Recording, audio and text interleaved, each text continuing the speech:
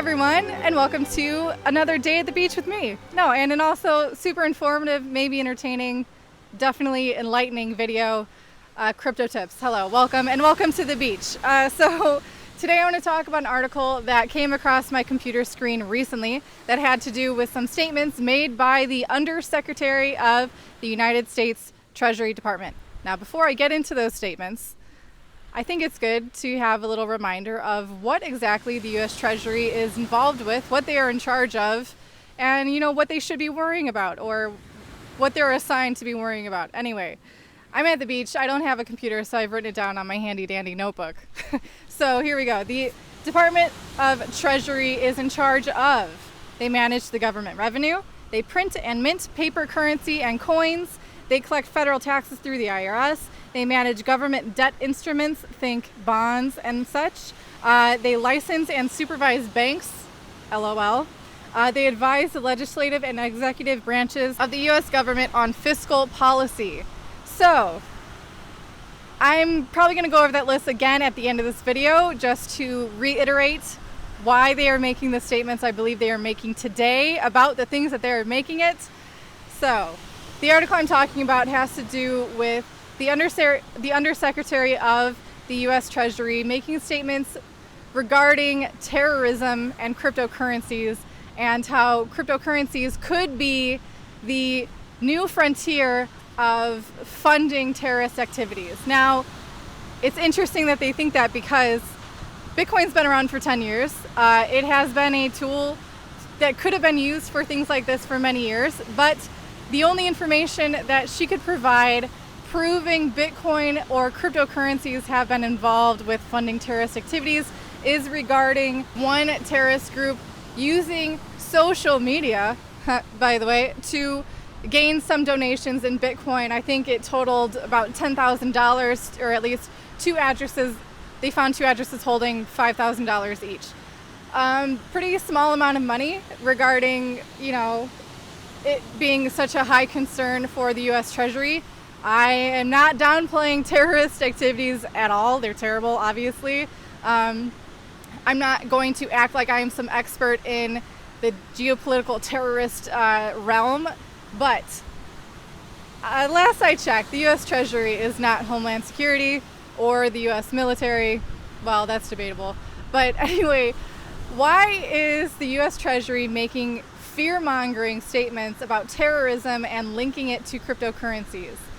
I'm going to revert back to the list that I read about their concerns and pretty much their position and their power that they hold within the U.S. government. Bitcoin and cryptocurrencies actively disrupt every single aspect of the U.S. Treasury. And I'm sure it's the same for many other different countries, but today, the loudest country is the U.S. and probably the most feared country. Talk about, terrorism. Anyway, the most feared country is probably the U.S. with their military and the power that they have, or the believed power that they have, and how that power could be underseated.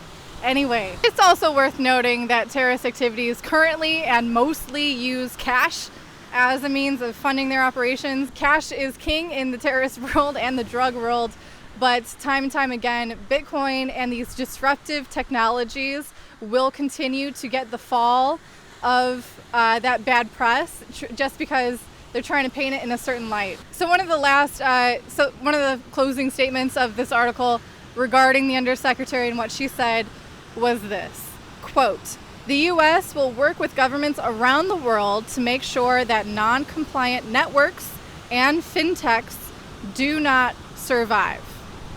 So, they want control or they want nothing. They can't handle competition, they can't handle disruption, and here's what I'm talking about. Bitcoin disrupts money supply. So we said how, although the U.S. Treasury is not the Federal Reserve, they do not decide whether or not more money is printed, quantitative easing, but they do print and mint the currencies, the cash. Ironically, they are in charge of creating the money tools that are used by terrorists themselves. So kind of funny there. Anyway, Bitcoin disrupts this because the the emission of Bitcoins, the new Bitcoins that are created, are hard-coded, they are solidified, they are non-political, they cannot be affected by any one person. It is forever imprinted on Bitcoin's network how Bitcoin will be distributed. So the next little goodie with the US Treasury Department involves their involvement with managing instruments of debt. So for example, take bonds, which are debt instruments. Pretty much someone is paying you to take their debt, and now we are seeing negative yielding bonds. That means people are being paid to borrow. People are paying to take on debt. Typically, you take on bonds because people are going to be paying you back, but in this case, it's reversing. You are actually paying to take on someone else's debt. You are not seeing any kind of income from that.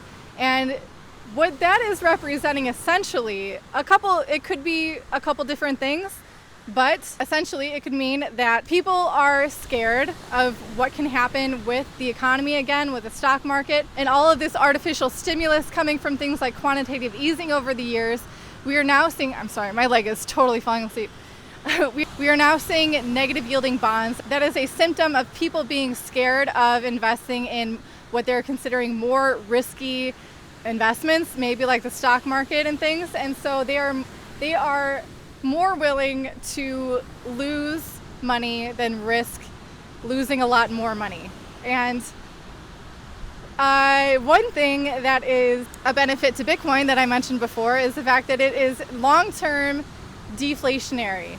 That means that, it will reward the savers. It will reward those people who are holding Bitcoin over time. I'm sure that the US Treasury Department doesn't want a lot of people to think that or know that, because that probably is currently inspiring some capital flight into Bitcoin out of a governmentally controlled and issued currency like the US dollar. Talk about, issuing debt and what that does for savers, in particular the older class, and inspiring borrowing.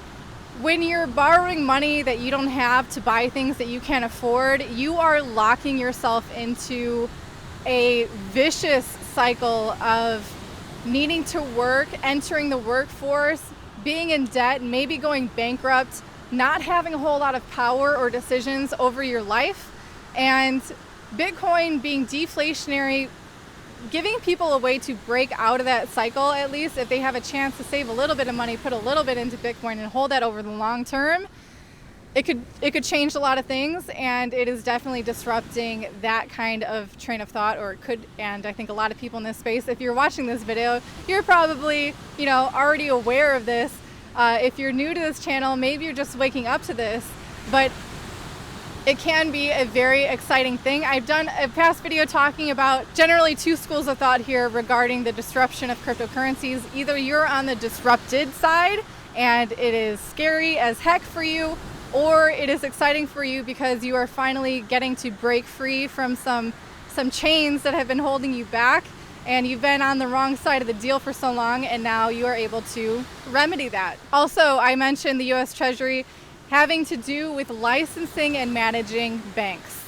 Now, there's a whole lot of that has to do with banks and funding terrorist activities, major drug cartels, and these are definitely US banks, and apparently they're licensed and managed by the US Treasury. So here's how Bitcoin is disrupting that aspect to the US Treasury. You ever hear that phrase, be your own bank? It is definitely an oldie and goodie from the Bitcoin for Bitcoin. And although it's not as simple as just buying Bitcoin on an exchange and keeping it on the exchange, it does involve, having control of your own private keys, knowing where your Bitcoin is, being in complete control of it, perhaps even running your own fully validating node so that you can confirm your own transactions, broadcast them yourself onto the network. Bitcoin allows anyone to be in much more secure control over their wealth rather than, say, stuffing some cash under your bed, cash that is definitely devaluing over time and is not rewarding you for saving it, by the way. But so anyway, Bitcoin allows you to securely store an increasingly valuable asset. It allows you to transfer that asset to anyone anywhere in the world without needing to go through third-party intermediaries like banks, like using Swift, like using Western Union, and the fees and the headaches and the time consumption that comes with that. Bitcoin is a big disruptor in many different facets, and unfortunately for the US Treasury, they are involved with many of those different facets. And by the way, the fact that they are even mentioning terrorism should be blatantly obvious to anyone who is watching this video or who has read that article, of the fact that they are scared. Them being able to shut down networks, I think, is a wildly misjudged statement that cannot be backed up, that we will not see. And if they could shut it down, if they are so threatened by it, they're making statements about terrorism. If they could shut it down, they would have already.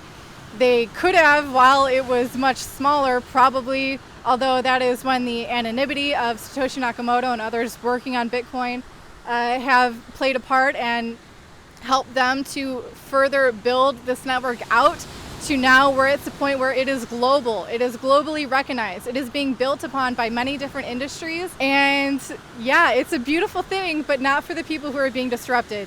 And you know, it's going to be interesting seeing these types of comments being made and how they will not be fulfilled in the future. And yeah, and what's going to happen to them. It's going to be really interesting. I just wanted to remind you of the responsibilities of the US Treasury and, you know, what they're concerned with, how Bitcoin is going to disrupt them. And that's probably why they're going the extreme distance of trying to tie in terrorism with cryptocurrencies. That's not the first time it's happened. It's definitely not going to be the last, but don't worry. They're going to be labeled as fake news soon enough. Anyway, that's it for today's video. I sure hope you guys enjoyed it. In the meantime, I will be seeing you guys soon, so have a good one.